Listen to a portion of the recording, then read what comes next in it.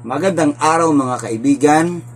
Ito na naman ngayon ang isang issue tungkol ngayon sa pagtanggal security ni VP Sara Duterte, at ito ngayon ang dahilan sa pagdududa ng mga sinasabi nating political analyst na ito ngayon ang umpisa ni Marcos ng panggugurgor sa pamilyang Marcos. Okay? So ngayon mga kaibigan, napag-alaman na ang security po ng ating Vice Presidente Sara Duterte ay mismong inamin ng isang opisyal ang nag-utos daw ay si Marcos Bangag. Ayun, okay. So ngayon, ang tanong, hindi ba ito ay tinatawag natin na political or assassination o harassment sa party ni VP Sara dahil tinanggalan po siya ng kanyang security? Imagine, that's around 75 talagang tinanggal na wala man lang paalam sa Office of the Vice President. At ito ngayon ang pinagdududahan na baka iparihas ang ating mahal na VP Sara Duterte sa pangyayari kamakailan lang kay dating President Donald Trump ng Amerika. At para po natin malaman ang lahat, panoorin po natin ang balita dahil ito ngayon ay sabihin nating mainit at pinagdududahan ng mga Pilipino. So umiinit na po ang politika nitong ating bangag na Presidente Marcos na talagang gusto niyang durugin ang mga Duterte para walang harang sa kanyang planong manatili sa kapangyarihan. Panoorin po natin mga kaibigan. Ilan sa ating mga kababayan para sa buhay ni Vice President Sara Duterte dahil sa patuloy na pang-aabuso ang ginagawa ng kapulisan. Kaugnay nito, tinawag na walang respeto at nakakahiya ang ginagawa ni PNP Chief Marbil. Si Elmar Forzuelo sa report.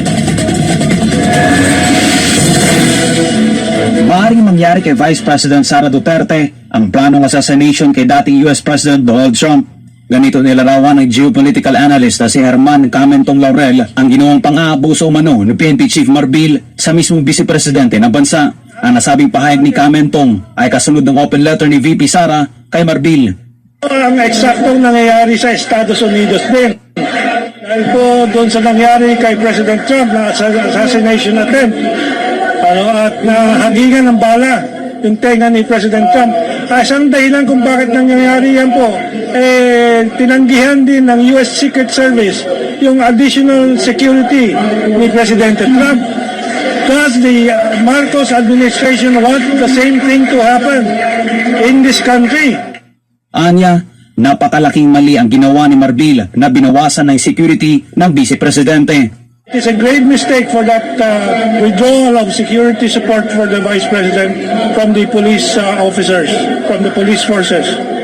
Para naman sa dating intel officer ng CPP, NPA, NDF na si Jeffrey K. Eric Salis, ang ginawang ito ni Marbil ay pagpapakita na wala itong respeto sa ikalawang Pangulo na inihalal ng taong bayan.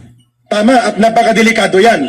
If the Chief PNP cannot respect or afford courtesy sa pinakamataas na pangalawang Pangulo ng bansa na inihalal, how can we expect the Chief PNP to respect ordinary people?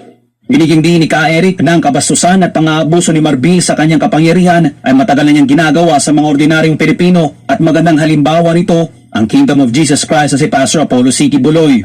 At yan exactly ang binanggit niya kung paano sinaktan ng mga pulis ang mga kabataan, kababaihan at katutubo at mga unarmed civilians at mga workers and religious missionary ng Kingdom of Jesus Christ. Exactly how the Vice President described sa kanilang mga tapang-tapangan na pag-atake laban kay Pastor Kibuloy na hindi pa convicted at hindi akusado pa lang, kontratuhin nila parang sobra pa sa terorista. And that's the message that the Vice President right now is saying sa kanyang letter. Bagay na sinangayunan ng dating NTF-ELCAC official na si Dr. Lorraine Badoy. At dahil sa leadership ng PNP, alam mo kung ano mangyayari ngayon, ang mga taong bayan hindi na pinagkakatiwalaan because under the watch of Marbil, yung pang-aabuso sa KOJC nangyari, yung paglusob, yung pagmamalabis, no, paglusob ng 2 batalyon ng SAF, ng CIDG, may SWAT pa, may snipers, para mag-serve ng warrant of arrest sa isang taong presumed innocent unless proven guilty. Diba? Si Pastor. As a result of that, 2 ang namatay na mga katutubo natin under the watch of this Marbil, no?